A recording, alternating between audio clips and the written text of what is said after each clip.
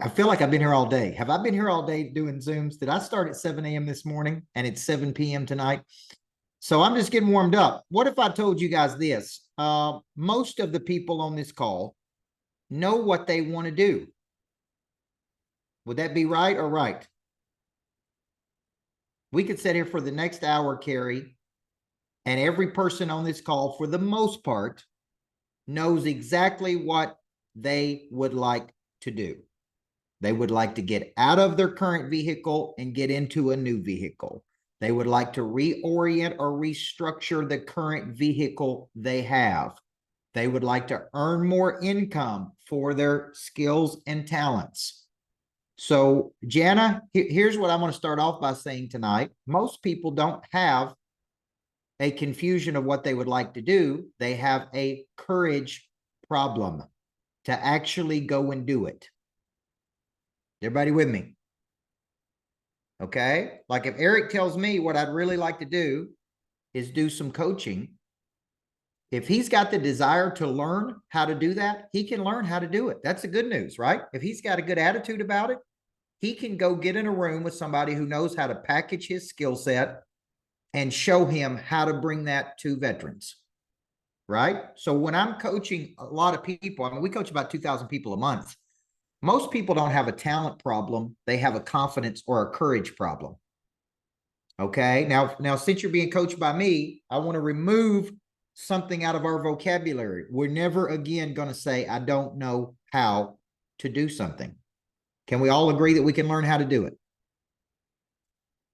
Okay. I didn't know how to write a best-selling book until I went and paid somebody to teach me how to do it. I didn't know how to build a speaking and coaching business till I got in a room and watch somebody do it. I didn't know how to go out and work with private equity. I'm bringing somebody in, Adam Coffey, who's bought 58 companies next week into the Greatness Factory. So as long as you don't, I tell people there's only two problems. You either have an attitudinal problem or you got a skill problem. Now, the good news is if you got a great attitude, we can go get the skill. You can go acquire the skill. So if we went around the group tonight and we ask every single person, like, what do you really want to do? Like, what do you want? Okay. And once we're clear on what you want, and you say, this is my B goal. See, today I sat with, I did a one-to-one today at the Greatness Factory. And you know, most of you guys know we charge $25,000 for one day with me at the Greatness Factory. And so I had a guy pay it. He's started as an electrician, became a general contractor, built about a $25 million business. And we go through the exercise A to B. And I go, what do you want to do? I want to coach. I want to train. I want to speak. We want to have 20 rental properties. We want to double this. We want to fix and flip 30 properties. Like within 1 hour, we are totally clear in what he and his wife want. Everybody see that? I just sat and asked him questions. And by the end of the first hour, we did about 4.5 hours today. By the end of the first hour, he could tell me exactly what he wanted. I want to do this. I want to do this. I want to do this. I want to do this. Okay, good. Now we got clarity, right? And I just pull it out of him. Then it's like, okay, who can help us do these things? That's the next question. Who can help us do these things? Now we go from mental creation to physical action. So at lunchtime, he said, I want to go back and start doing Section 8, start doing Section 8 restoration because I know how to do it. I said at lunch, I want you to start calling people that you've worked with in the past that does Section 8 apartment complexes. At lunch, he was calling them saying, look, I want to work with you again. And they were going, okay, we want to work with you. That's how fast we went from mental creation to physical action. Everybody see that? All he needed was structure. He had all of this in his brain. He had all of this in his life. He already knew all of these things. What I did was help him get clear in exactly what he wanted. Okay. So I'm going to start tonight with the same thing I started with last night. And thank you for showing up again tonight. We got some new people on here, but remember my formula from last night, which is why do people take action? Okay. Why do people take action? Number one, they take action because they're frustrated. Where there's no pain, there's no change. So I want you to value the plateau that you're at and say, thank you, I owe you, man. I've been sitting at this plateau for too long.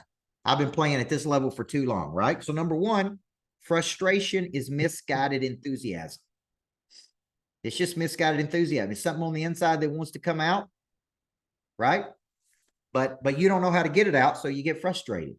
Number two, you typically meet someone that enlightens you to a new way of life. How many of y'all have met a person that just by being around that person opened up your eyes, opened up your mind, opened up your future? For me at 18 years old, Sean Hardy, it was Stephen Covey. It was at 25 years old, it was different people at 31 years old. And what they did is they enlightened me. They shine light on darkness. That's what the word enlighten means. So it's like I was frustrated. I meet somebody, they enlighten me. There's a bigger play for you. There's a bigger opportunity. Number three, you get inspired. You get inspired, but inspiration is cotton candy. It tastes good for a second and it goes away. Anybody can get inspired. You can watch one of my videos and get inspired. You can listen to Pray Drive on Audible and get inspired.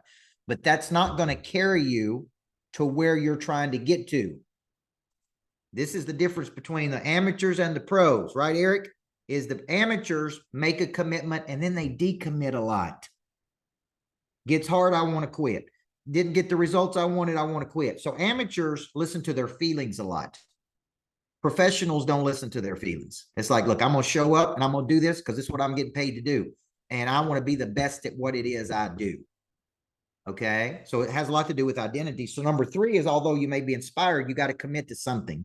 And typically the commitment you got to make is, remember our 4 C's, the courage doesn't come first.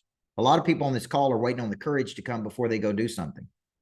Okay. So Keith Pilston, when I retired at 31 years old, I had security, benefits, insurance, $7,500 in my bank account, and I was one of the top coaches in the state of Tennessee. I could have stayed there for the next 30 years and won 15 championships.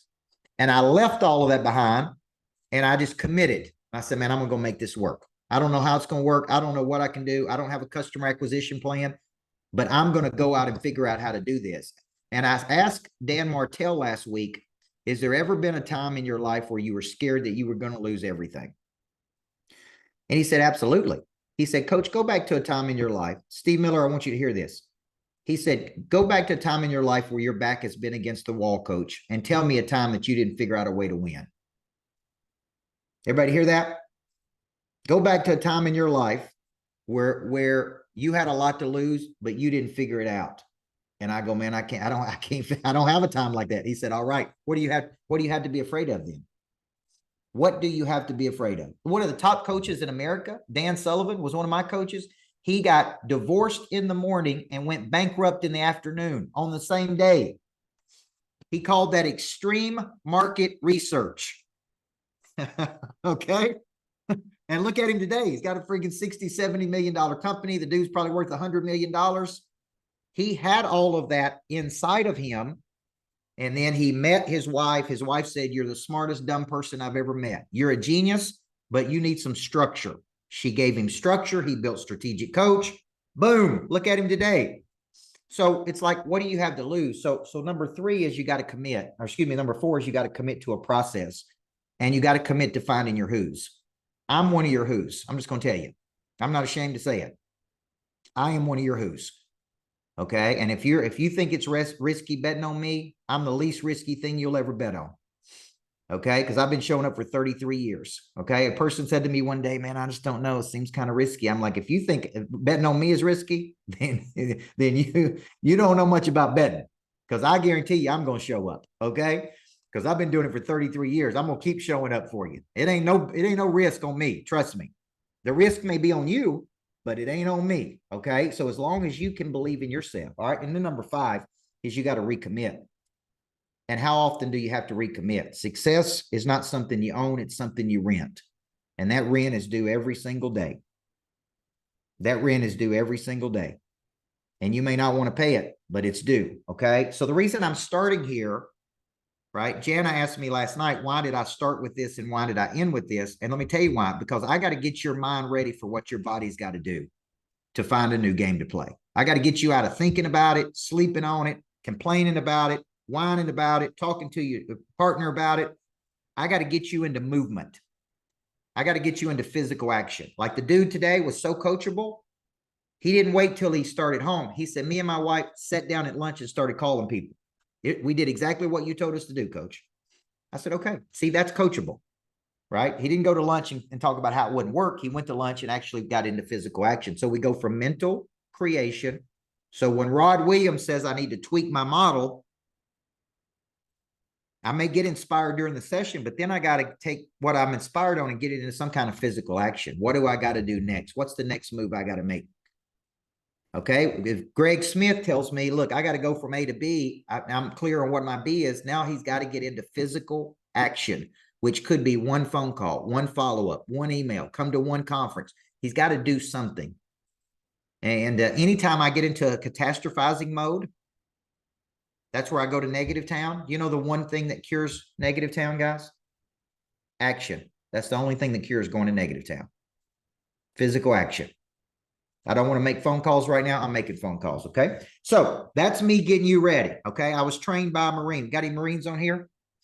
Okay? I was trained by a Marine for about 2 years named Rod Key at 5 a.m. in the morning, and I would show up, 5 business dudes would show up at about 4:58. Carrie, you think you could roll in about 5 a.m. to work out? Okay, so I'm getting up at 4:15. I'm rolling in at 4:58. 5 business dudes, 5 men, and this Marine would say, good morning, ladies. That's what he called us, ladies. He'd say, good morning, ladies. It's about time you get your mind ready for what your body's about to do.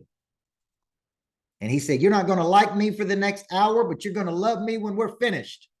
He said it, listen to this, Eric, every single morning. It's what he said to us when we showed up. You're not going to like me for the next hour, but you're going to love me when we're finished today. And you know what? I have never forgotten that dude.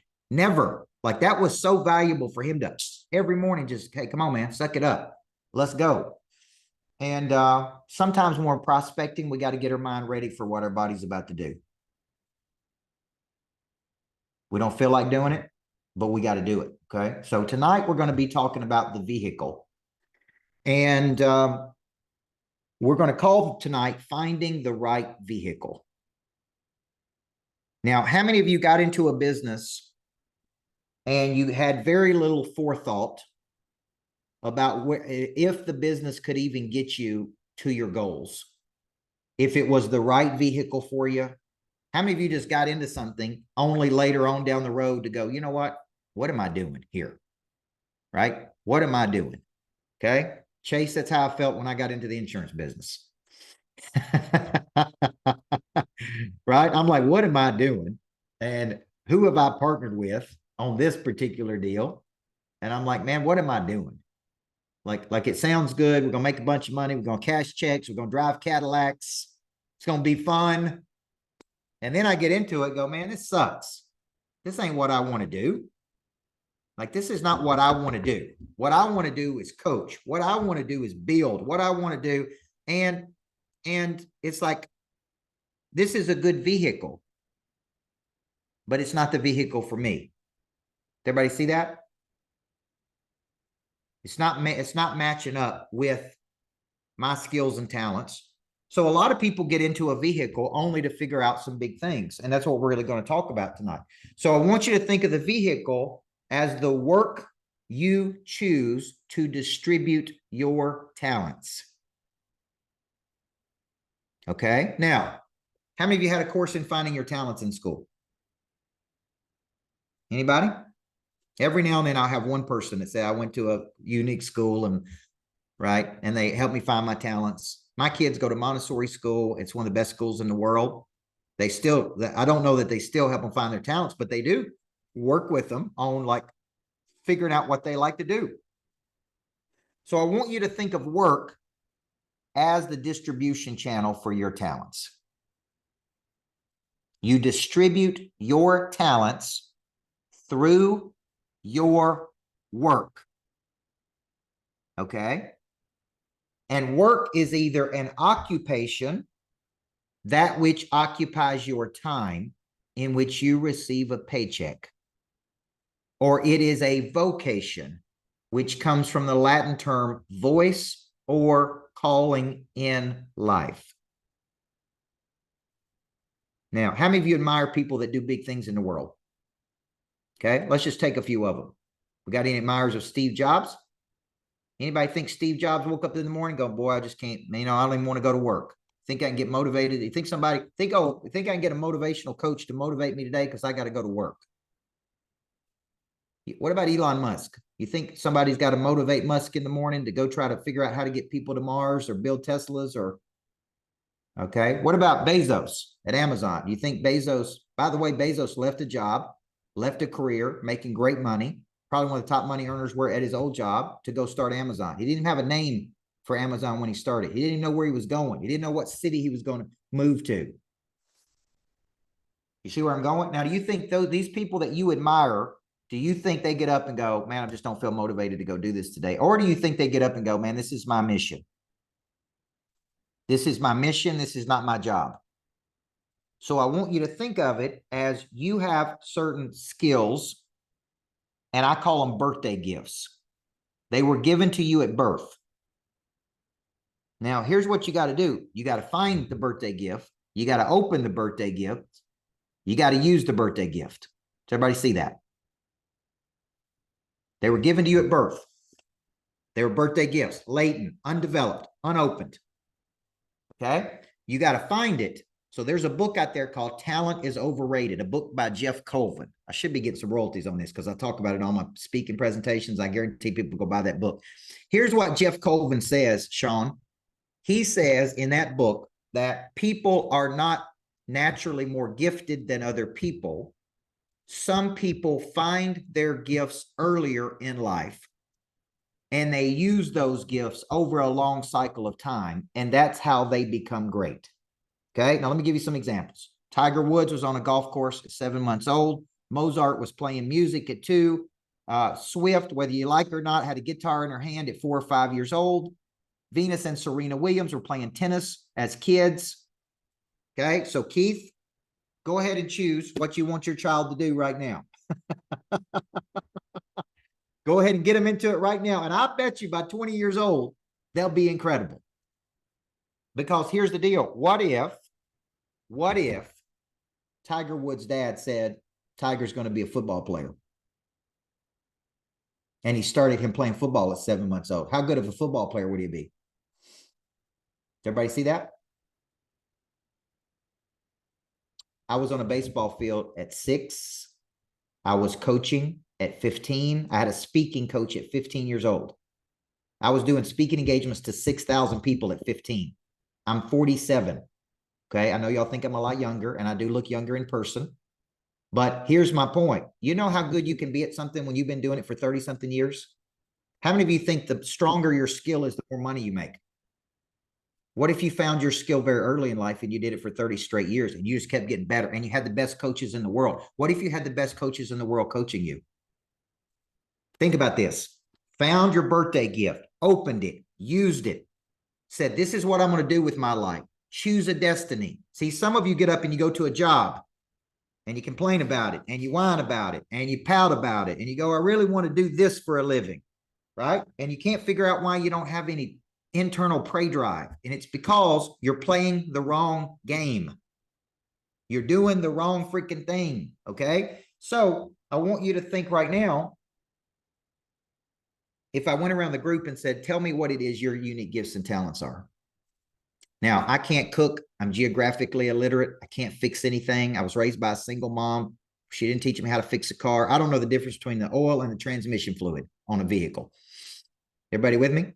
I can't fix anything around the house. If something breaks down, my wife can fix it. I can't. Okay? But if you're expecting me to do some of those things, you would have the wrong person. Okay? Because I can't do any of those things, guys. But what I did is I go, this is where I could be great, right here. Now, over the years, that has become more refined and more refined and more refined and more refined to where it's like, this is the one place I can win. So I asked you last night, and somebody said this, Carrie, in our pregame tonight, what could you be the best in the world at? Remember our 4 questions last night? Number 1, what do you love doing? Out of everything that you love doing, what do you love doing? And are you tracking it? See, I had to do something today that I didn't enjoy. I haven't come back and told Carrie what that is yet. But there was something that I'm like, look, I didn't get any energy from doing this, man. It actually drained all of my energy. So you need to be keeping notes of these things. It's like that sucked. I don't want to do that again. This is what gives me energy. Teaching certain topics give me energy. Working with certain people give me energy. Working with some people friggin' drain my energy. And I'm like, I don't want to do that. Okay. So it's like, what do you love doing? Question 1, what could you be the best in the world at? Question 2, where is there a need in the world that you are uniquely qualified to fulfill? Question 3, what is your conscience telling you you're supposed to be doing? Question 4. See, Stephanie Sellers, who's in our program, is doing what she's supposed to be doing. She's passionate about it. She has a past in it. She's got a history in it. She loves it. Only thing we got to continue to help her with is the packaging and the marketing. And she's going to continue to get better till she finds that perfect marriage between what she wants to do and who values her the most. Does everybody see that? That is the perfect relationship here between what you love to do and what, right? Now, how do I know, Jana, I'm going to call on you for this. How do I know when a person is in their unique skill set? Because I gave Jana 4 assignments today, and she gravitated toward the one she really loved doing. And I'm like, hold on, girl. I need you to do these other assignments too. She's like, well, I really love doing this. And I'm like, I totally understand. But I need you to do these 3 things too. Okay. She naturally gravitated toward what she enjoys doing. And I'm like, hey, let's do these. But then let's get to this. So how would I know, Jana? How would I know that if I was observing you? How would I know which one of those things you love doing out of the 4? Where time loses all meaning. You just get lost in it. You look up and 10 hours have passed and you're just like, okay. Right. See, if you're doing something you love doing, you don't have to eat. You don't have to sleep. You don't think about it. You go, man, I've been doing this 4 or 5 hours. I didn't even know I was doing it. That's when I know you're in a sweet spot. Does everybody see that? Okay. So you got to figure this out. So first we have to find the skill. Then we have to find the exact problem you would like to solve. And let me ask you a third question. Who would pay you to solve this problem? Who would write you the largest check to solve this problem? See, 25 years old, Tim Nilsson, I figured out I could make more in 1 hour by coaching over in corporate America than I could in 1 month of coaching high school basketball. Does everybody see that? I would have never known that if I wouldn't have wrote that first book. I had no intention of doing this. So I wouldn't have known this. So it's like, what do you love to do? What could you be the best at doing? Where is there a need in the world? Now, why am I saying that? Why am I saying that, Justin? Justin was down at the couples retreat. Why is this part about the need so important to the vehicle? Find out where it pays. That's where you're going to extract your most value. Money changes hands, Melissa, when problems are solved. The bigger the problem, the more money people pay you to solve the problem. The business, the vehicle, should serve our life, not run our life. So it should be, I love doing this. I love doing this. I hate doing this. I hate doing this. This is what I want to wake up and do. I want to solve these problems for these people and make this money. Everybody see that? Okay. Because some of you earlier, when I said 25 grand for the day, you're like, oh man, I can't believe somebody would pay 25,000 for a day. What if I help the dude make 25 million more dollars? Would that be worth 25,000? Yes or no? Okay. It's all in proportion to the size of the problem that you solve. If you help somebody make 10 million more dollars, what's a million to you? But you got to have a skill set that can help them make 10 million. So if Gary Wicker dropped me off and said, hey, I'm going to drop you off in the middle of a city don't know anybody, and you got zero money, what would you do to make money? I'd go to somebody who's already successful and help them be more successful. I wouldn't start a brand new business. I would go to somebody and go, let me help you be more successful with my skill set. Okay. And I'd like a percentage of the increase that I help you get. Okay. If you're making $2 million and I help you get $4 million, I'd like whatever, 20%, 30% of that. That'd be my take to help you make $2 million more. Sound good? It wouldn't be a hard sale. So this is the way I distribute my talents. I want you to think about your talents. I choose to distribute my talents through a coaching company. What vehicle are you distributing your coaching, your skills and talents? I choose to distribute my talents through real estate, the Greatness Factory, the Lodge, Florida. I'm choosing to distribute my skills through a vehicle. And then it's like, which of these vehicles can bring us passive income? How many of you have too much money in active income? Where most of your income is derived from active income. That means you're earning, you got earned income. And you go, I really need some passive income. Where does the passive income come from? It's going to have to come from, it's typically going to come from earned income of excess cash that you then go either invest in something that gives you passive income or, right? Or residual income if you need that. So part of your B goal may be, I want to choose a vehicle that can give me residual income. It can give, I can take the money and go do it, right? So it's like, what is the vehicle that you're going to choose to use? So here's the question. It's a big question. Can your current vehicle get you to your desired state? Financially, emotionally, can your current vehicle get you to where you're trying to get to? And if it can't, then we need to step back and look at the vehicle. Okay.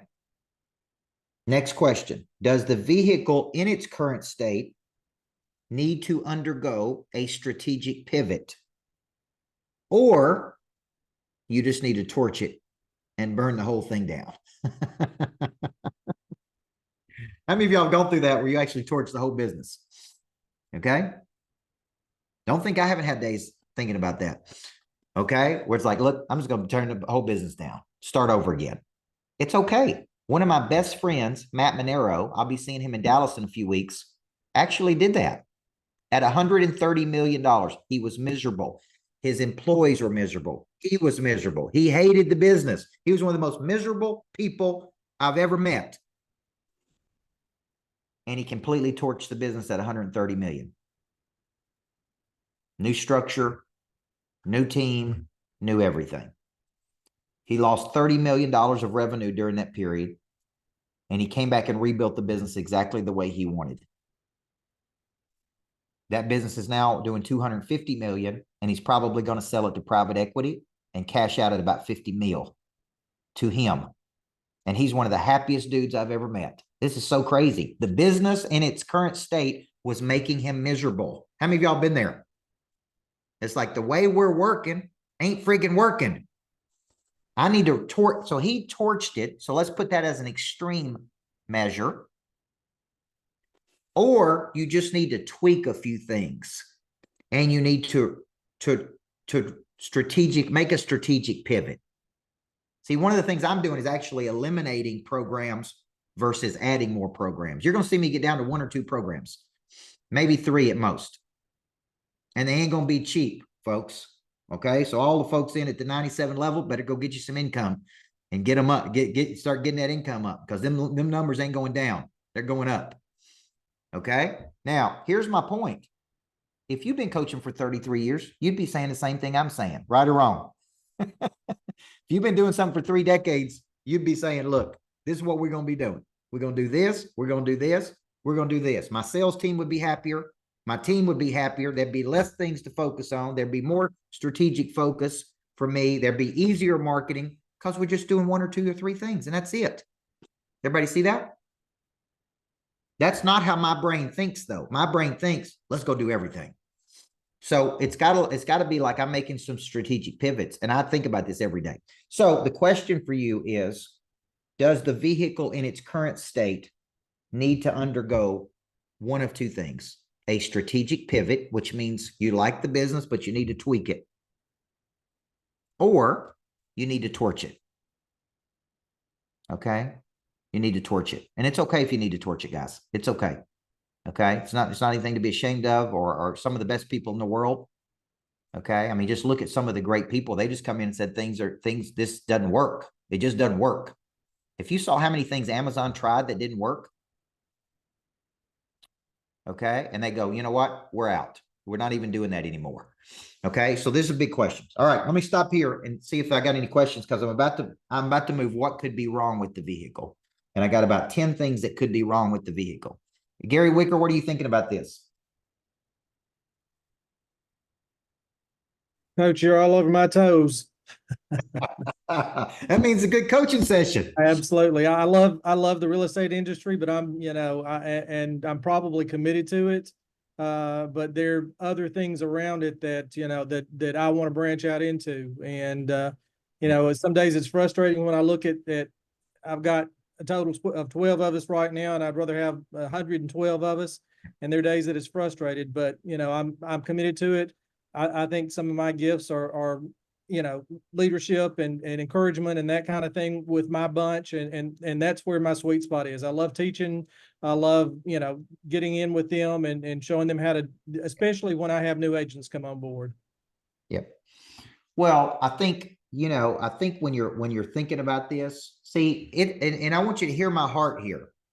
This is not a pure economic thing to me. If you wake up every day and you go, look, I love leading people. I'm in a vehicle right now that's not going to make me $10 million, but I can make a good living. And I'm perfectly fine with that. Does everybody hear me say that right there? I'm not saying you got to go out and make $100 million. Some of you may want to go out and make $100 million, but some of you may go, look, man, I'm enjoying what I love leading. I want to build real estate. Now, you're going to segue into this. You actually put great segue for me. How would someone figure out what changes need to be made to their business? You need somebody to look at the business outside of yourself. Okay. You need somebody to look at that business and go, here's the challenges with this business. You can't see the picture when you're inside the frame. So we're too emotional. We're too biased to our own businesses. We put our own blood, sweat, and tears in it. So we're emotional about it. And sometimes we need people to go, hey, man, you're not looking at this right. The way you're working ain't working the way it could be. Okay. So that's the answer to that question. It's like, hey, man, I can look at a business and go, okay, here's the good of this business. Here's the bad of this business. Okay. So let's look at what could be wrong with the vehicle. Okay. And I want you to just taking notes through this section. What could be wrong with the vehicle? Okay. Now, I thought I was going to be fancy one year and go out and buy a expensive G-Wagon. Y'all ever seen these G-Wagons? And I go, Tim Nielsen's laughing because he's in the car business. And I think, man, when you got a G-Wagon, you made it. You know what I'm saying? You just made it when you got a G-Wagon. It's black and it's got red interior and it's incredible. It's beautiful. Okay. I had 5 broken windshields in that G-Wagon. Every single time a pebble on the interstate hit my windshield, it cracked the glass. The windshields are $3,000 or $4,000 per windshield. Okay. And I called down to the Mercedes dealership one day and I'm thinking, this is crazy. Like look at how expensive this car is. And I can't even drive it on the interstate because every time a pebble hits it, it cracks the windshield. Then it'd be out of commission for a week or two. And I said, look, I love this car, but I can't do this every other week. I can't bring it back every other week.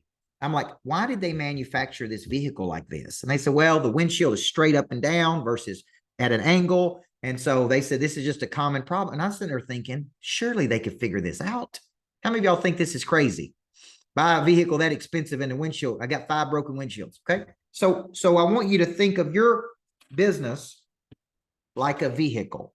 And as much as I love that car, it was absolutely beautiful. I had to trade it in. I'm like, man, you got to give me a car that don't do this because I just can't do it.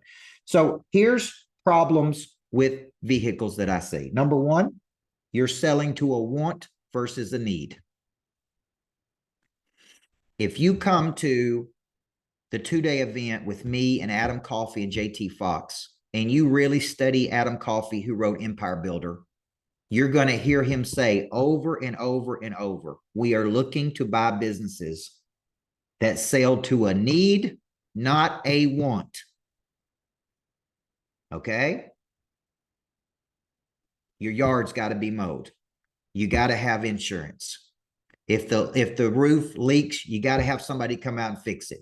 You got to have a plumber to fix the toilets. You got to have pest control in Tennessee and Texas. You understand what I'm saying? Like these are things you have to have. When you are selling a product or service to a want, then that makes for a very hard thing to sell. Does everybody see that? So you want to sell products that are to a need, not a want. Okay. Number two, you need to sell products that are easy to sell, not hard to sell. Carrie, out of all the products I have, what's the easiest product to sell? Coach's locker room and what's next? Okay. The coach's locker room and what's next. So if you were coaching me, okay, if you were coaching me, Steve Miller, you'd probably say, then why do you do all this other stuff? If these are the two easiest products to sell, what's next is for people who have hit a ceiling, trying to figure out what their next move is. Coach's locker room is for people who want to speak, coach, train, lead. One's 15K, one's 20K. Okay. It's easy to sell because if Sean hits a ceiling in his business, he's going to go, man, I've got to go to the next level. What's my next move? How do I get there? Right. So when you're selling things that are hard to sell, how many of you are selling something that's hard to sell right now? See, that's the first problem. Okay. You're selling something that's hard to sell versus easy to sell. Now you come down to the Greatness Factory. It's not hard to sell. You go look at the theater at the Greatness Factory. It's easy to sell. People walk in there. It's like, hey, I want to do an event here. Taylor Welch walked in and said, I'd like to do 5 events here. Rory Vaden walked in and said, I'd like to do all my brand mastery stuff here. David Perez was there today from Texas. He's like, man, I want, instead of doing one day, I want to add 2 or 3 days to my conference. It's easy. Mike White, am I right? All right. It's easy to sell. You walk into it, you look at it, it's beautiful. It's like, sign me up for this. Okay. That's one of the easiest products I've ever created to sell. Podcast studio is easy to sell. Some things are hard to sell. Everybody see that? So that's problem number 2. Okay. Here's problem number 3. There's no recurring revenue. There's no recurring revenue in the business model, which makes it typically not sellable. If it's all project-based revenue, that means you only get paid when there's a project. This is what I was telling my buddy who's a real estate agent the other day. This is the problem with the model. It all goes to zero at midnight. Okay. It all goes to zero at midnight. So you got to sell it again, sell it again, sell it again, sell it again. That's the problem. Okay. With the business model, there's no recurring revenue. Okay. Next one, too much service. You got a service business, but there's too much service. It's like a heavy service model where you got to deliver and deliver and deliver and deliver and deliver. Okay. All right. What about this one? It only produces headache money. Okay. Had a young lady I was coaching one day and she says, oh my gosh, I got this advertising agency. And what I like to refer to this as is headache money. How many of you think that'd be a good book title? Headache money. Okay. It just brings me a headache. Okay. Let me give you 2 more and then we'll move on to the final piece. Okay. It's not in alignment with your passions and talents. The problem with the vehicle is there's a misalignment in your passion and in your talents. I love real estate and I love coaching. So it's like, how do I combine real estate and coaching together? That's called intentional congruence. Does everybody see that? And I love passive income. Okay. So how do I build something that produces passive income that I also love being at? Hence the Greatness Factory. Okay. Hence the lodge. So it's taken me a long time to figure this out. Okay. Then it's a matter of scaling. All right. And then here's the last one on this one, and then we'll move on.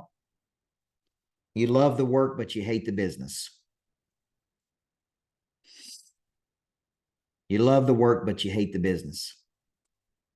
I had a guy who told me once, one of my customers, one of my clients, he said, Coach, you're going to do all the things you write about in these books. You're going to become a person of interest. And then one day you're going to wake up and hate your business. And I argued with him. Here's what I said, Tyler Denson. I said, I would never, ever in a million years, I love people. I would never hate this business. And one morning I woke up and I go, man, I hate this business. Now, here's what I really was saying. I love the work, but I hated the business model. Does everybody see that? Could you love the work but hate the business model? Okay, that's a flaw in the business because the structure of the business is what creates the headache. You could say, I love the work. I hate the model. Like Gary may say, I love helping people. I hate the model I hate this real estate model where it all goes to zero at midnight. Okay. Tim Nielsen may say, man, I love this, but I hate this about the business model. So this is a very important thing. I'm trying to get you to think to put these things together. Okay. All right. Let me get through one more section. Looks like Mike's in the theater. Mike, are you doing a tour of the theater right now? Mike's in the theater at the Greatness Factory. Look at him, folks. Show everybody the theater, Mike. Flip it around so they can see it. See if you can make a few sales here tonight. Look at that theater, folks. How beautiful that is. Okay. See, there we go. It's easy to sell. Now, here's the final piece of this. You say, well, how do I make decisions? And these are the questions. This is what I'm looking for. And I'll come back and take a few questions here at the end. Number one, I'm looking for something that's highly enjoyable. It's highly profitable. And it's highly meaningful. So when I'm looking at a business, I'm going highly enjoyable, highly profitable, highly meaningful. Okay. Then I'm looking for 3 returns. Return on my energy, return on my objectives, return on my investment. See, I could get a return on my investment, but not get a return on my energy. So that would mean you're making a lot of money, but the business just completely wipes you out. Okay. So I'm looking for these 3 things: highly enjoyable, highly profitable, highly meaningful. I'm looking for return on my energy, return on my investment, return on my objectives. Okay. And I love this concept of intentional congruence. It's bringing everything together that you love. I like nature. It's why I bought that lodge. I love coaching. What if I could do coaching out at the lodge, out in nature? It's like now I'm trying to get that thing profitable, rentable, rent it, get people to rent it, passive income. Okay. See how I'm trying to I keep working this muscle, guys. I keep bringing it together. So here's the conclusion for tonight. Then we'll take some questions. If you had the clarity on these questions and you know what you want to do, why haven't you gone and done it? These are the hard questions. This is why you have a coach in your life. If you have the clarity on these questions, what is keeping you from stepping in and doing it? Okay. Something is missing. It's either structure, strategy, knowledge, or confidence. That's really what's missing. You don't know how to do it. You don't have the skill to go do it yet, or you don't have the confidence to go do it. Okay. And the first thing you just got to say is, man, I don't know, I don't know how to do this. I want to do it. So what is our action point? The action is you get in a room with somebody who can help you. And you go, man, I'm so sick of staying at this level that I'm ready to play at a higher frequency here. And so you start going and finding your who's, which is why I developed What's Next. That's why I'm bringing in Adam Coffey next weekend to actually show you how to do these things. If it's something that you want to do. Now, I was talking to a guy today, he may be on here tonight, so I don't want to hurt anybody's feelings. But when I get on the phone with the person that tells Carrie every day they want to do something, but they won't do it, I'm like, you don't want to do it bad enough. Because if you want to do it bad enough, you'd already done it. It's that simple. You've been talking about it. You've been telling her you want to do it. Y'all been talking about this for weeks. How long do you stay there? Or when do you just go, man, I'm in. Tell me what to do and I'll do it. Actually, that you may have to get to that point till you're that hungry, till you go, I'm sick of staying where I'm at. Show me how to do this. And then you got to get in a room and do it. Okay. And that's why you either need to get into What's Next, which is our coaching program for people trying to figure this out, or you need to get into come and spend 2 days with somebody who can help you, like me and Adam Coffey next weekend. But you can't stay. Okay. You can't stay. You got to be hungry for that knowledge, guys. You got to go get it. You got to go get it. Okay. And that's really what I would tell you that you got to do. Okay. You got to quit staying and you got to get into movement. So what's our 5 things? Jana, come back to the beginning and tell them, why do people take action? Then we'll take some questions. There's 5 reasons people take action.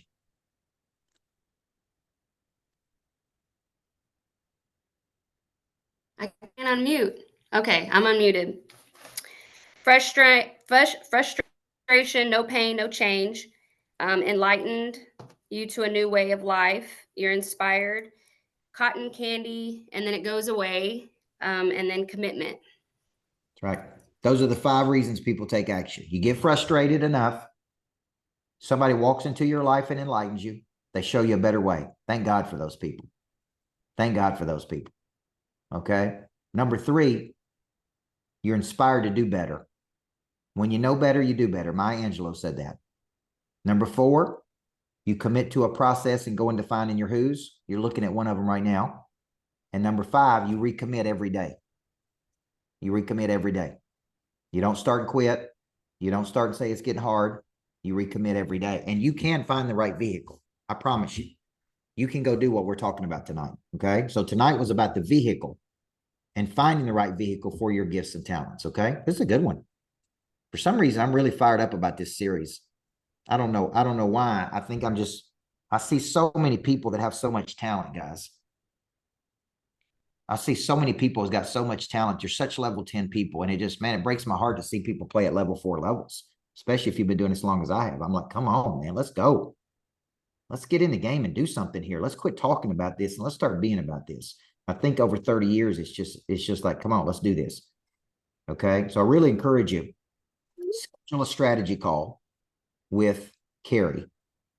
Schedule a strategy call with Kelly if you're working with her, or if you're working with Jana, and just do a call. Schedule a call with Mike. I don't care who you schedule a call with, but just schedule a call with somebody and go, look, I'm ready to go pro for God's sakes. I am ready to leave my amateur desires behind and go pro. That's what I'm. Okay. All right. Let's take a few questions here. Carrie, why don't you call on some folks? Okay, let's call on Danielle. Nice. Thanks for calling me first. Thanks, Coach, for being here. Really appreciate the free training tonight. So one of the questions, one of our assignments last night, it was who would write you the largest check for your skill set? And I got to thinking, I'm like, who would?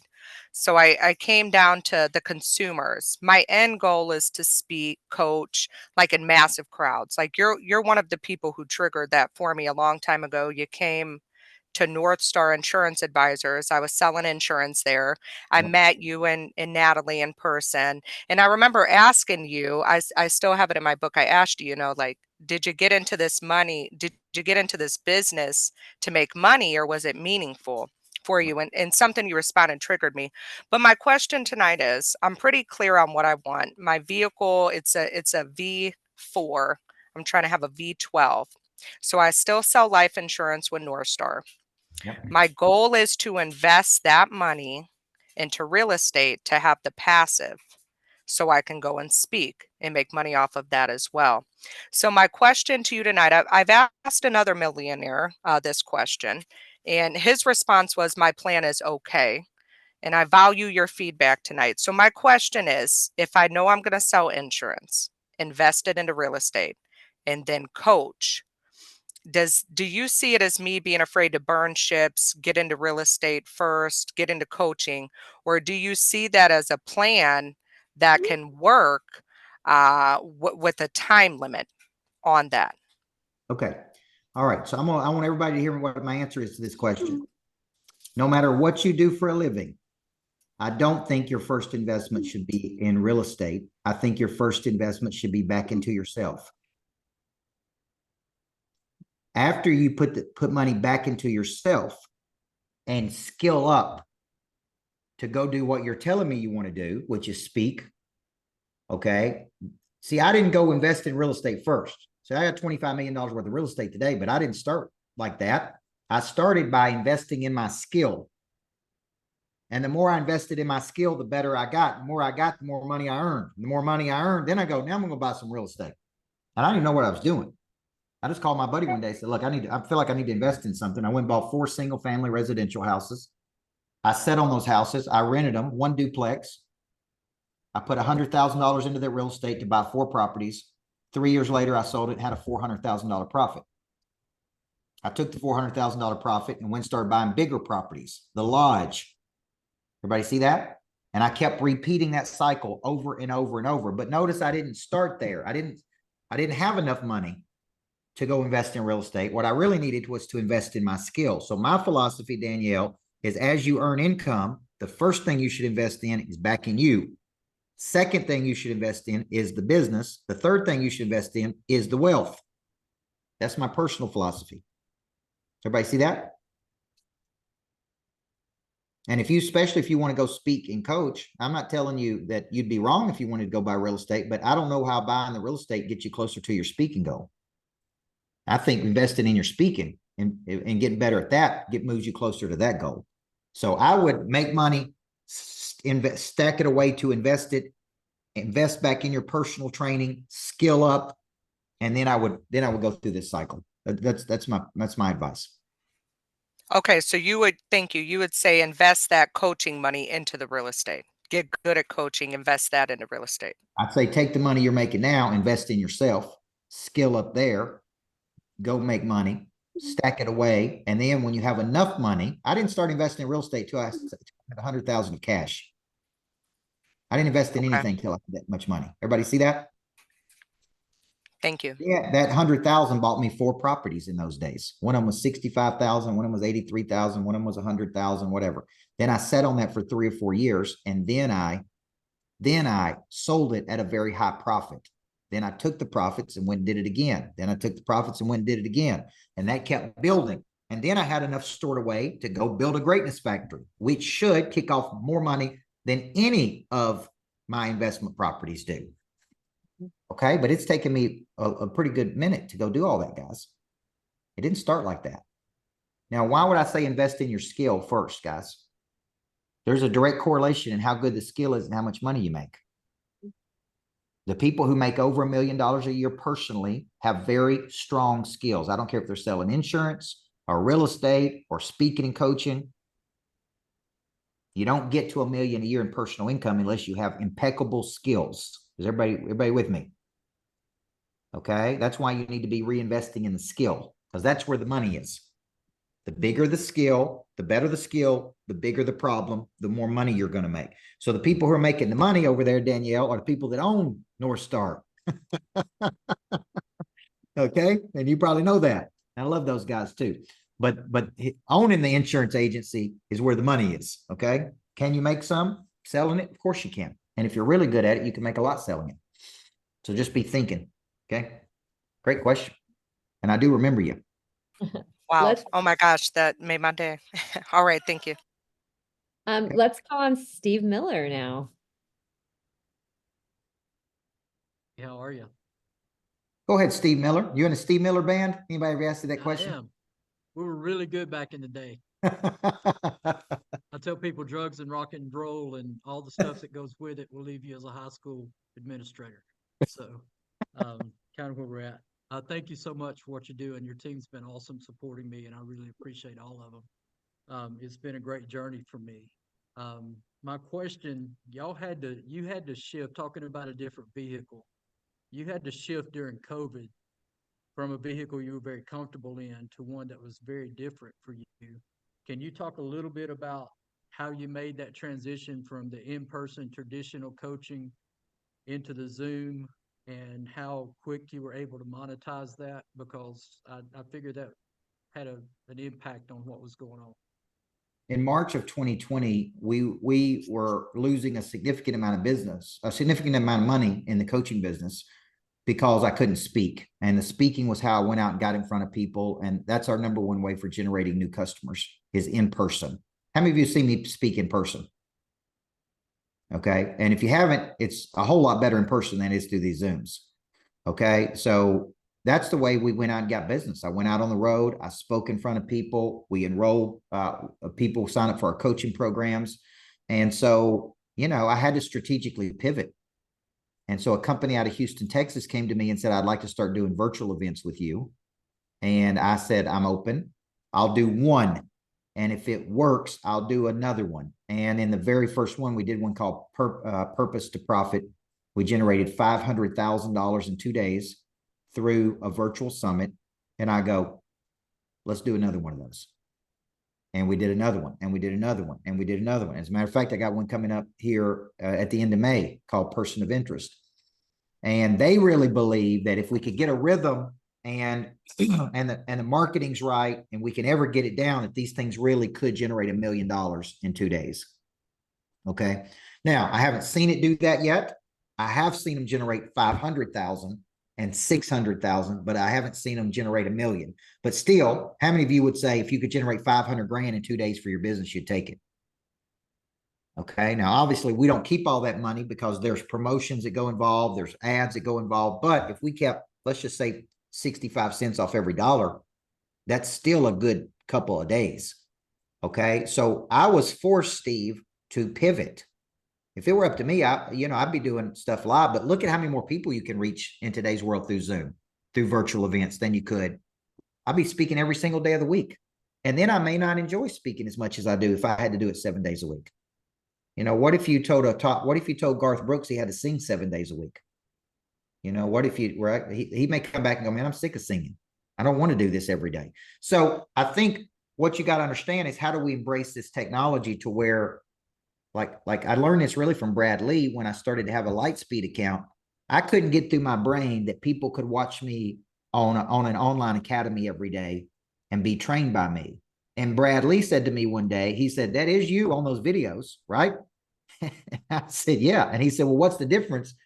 But he's like, that's you. You're the one on the video. It's not you. So he convinced me to go online, to have online academies. Now we're working on courses. You know, I know people that make $1 million a year selling courses, Steve, just courses.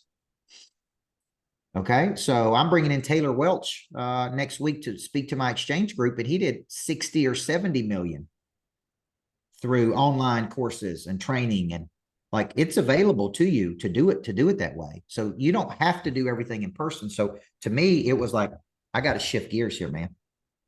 This is a new way of doing it. And so it's a little bit more draining physically, emotionally to do it this way than in person. I actually enjoy in person, but I think you got to get good online too, because you can reach a lot more people online than you can in person. Right? That's the truth. Good question. Okay, Chase, you're up. Chase is doing an event at the Greatness Factory. Yeah, you're speaking at it. That's right. Well, I'm excited to be with you tomorrow, Coach. And I thought this question was pertinent to the group. And some of the things you said brought me to this question. So I am $1 million earner, and I have a high revenue business. Now, I don't know if this is called opportunity confusion or what, but I'm starting a coaching business that I think can be $1 million business. I think I'm world-class at what I do. But at what point does that take away from my high revenue business, or do I decipher between the two? I hope that makes sense. Yeah. And it's a great question. Number one, congratulations. If you're already earning that kind of income, number one, because very few people will get to that level, very few people. But number two, we have to be realistic. It could be a distraction away from the primary business, because it is a whole nother business. Everybody understand this? If he owns an insurance agency and he makes his living selling insurance and he's great at it, if he goes over here and starts a coaching business, it's going to be a whole nother business. It's going to be like in its infancy. It's going to be a little baby. It's going to need attention. You're going to have to drive leads. You're going to have to follow up with those leads. You're going to have to convert. It's not like I can go over here and start a Tupperware business and we do it at night and on the weekends and make a little side money. Like, this is a whole nother business. And a lot of people try to make this jump. And their first thing they tell me is, dang, this is a lot harder than I thought it was going to be. You know, and it ain't easy but now, having said that, I like more intentional congruence with the business. And that's what I'd be telling you is, you know, the only way for you to know, Chase, is to do it. And you may figure out, you know, Doug Wood, #1 guy at Optavia, when I was coaching him, said, I got a desire to go do what you do. So he scheduled a 38 city tour to go around the world on this massive momentum tour. He wrote a book. He called me in like city number 16 and said, this is the dumbest damn thing I've ever done in my life. He's like, I want to go back to being an Optavia. He said, that's what I need to do. I don't want to do what you do, coach. So, but I said, this is good for you. The only way for you to know is to go do it. So you have a passion to do it, and I can tell that you have a passion to do it. So I would tell you, give it a whirl, man. Let's see if you can do it. Yeah. But you may come back and go, I love the coaching more than I do the insurance, or you may come back and go, nope, my home run is over here. But there's nothing wrong if you say, I want to coach a few people. I want to make a bunch of money in the insurance business, and I want to coach. I want to do some coaching. Whether you make money doing it or do it for free, like it may fulfill something inside of you, you know? And that's okay. You know, I coached my daughter's basketball team one year. They didn't pay me to do it, but it was fun to me. You know, I mean, I wanted them to win championships at 4 years old, you know what I'm saying? And we were running sprints, and other parents didn't understand why it's so hard on the kids. But I'm like, if y'all gonna ask me to do it, we ain't halfway doing it. You know, we're gonna forget this amateur stuff. So it's like, but I did enjoy doing it. So I look forward to seeing what you do there. Okay. Thanks. And you're coming to the Greatness Factory tomorrow to see me, right? Yes, sir. Okay. All right, perfect. All right, let's get two more. Then I gotta get my beauty sleep, folks. You don't look like this if you don't get 8 hours sleep. Okay, Yeah. I know it's not Nikis, but why don't you go ahead and come off mute and ask your question tonight? Okay, hello, Coach. Thank Hello. you for this series. So my question today would be mostly appealing to like your younger self, like I kind of asked yesterday. So now I'm in this kind of situation whereby I moved countries, which actually, you know, like you said, the activators of pre-drive, a change in environment, which has actually helped me improve myself compared to where I was back in my country. And so now I'm here now, and thankfully my parents got me involved with their, money, managing their finances in their business, which I do now. But I'm in a situation whereby I do that, but the money I make from it isn't really, really doing anything necessarily. And also, I think like 3 weeks ago, I started liking to speak, like to talk to people. Then I started doing like videos, posting them on Instagram, just short videos on like specific topics and things like that. So now, and I don't have a job here. I've been searching for one. So I have issues with making money to actually invest in myself. So I don't know what you would really advise in that kind of situation. Yeah, great question. I do think there's a period of time where you're doing something to earn income, and maybe you love it, maybe you don't love it, but it's like a part of the journey that you got to do, right? And then you're taking a proportion of your income and you're devoting it toward your skill set. And I don't care what that is. It's a percentage of your money you're kind of tithing back into your growth and learning, right? And a lot of times, I may put, even if I give a percentage of the money to the church and I take a percentage of my money and say, this is for my learning. This is how much money I'm going to invest back in myself. Okay. And I think that's probably a stage you're at right now, trying different things, learning under different people, and observing by asking those 4 questions. What do I love to do? What could I be the best at doing? Where is there a need in the world? What I do today, I never thought I'd be doing. Okay. So it wasn't like I sat down and mapped it out and planned it out. I just started doing it. And I'm like, man, I enjoy doing this. I wrote a book and I go, I enjoyed that. I spoke to adults. I go, man, I enjoyed that. I'd like to go do that again. I didn't know I was going to do it. I didn't know I'd enjoy it. So I think you're at a stage of your life to sit down and follow your curiosities. Okay. But you do need to be putting a percentage of your money back to your learning and growth. And no matter what you got to do, listen, I know people that'll work 3 jobs. They'll drive Uber at night. They'll work a day job. They'll sleep 3 or 4 hours because that's how hungry they are to do something. And that's what you got to be. That's where you got to be, man.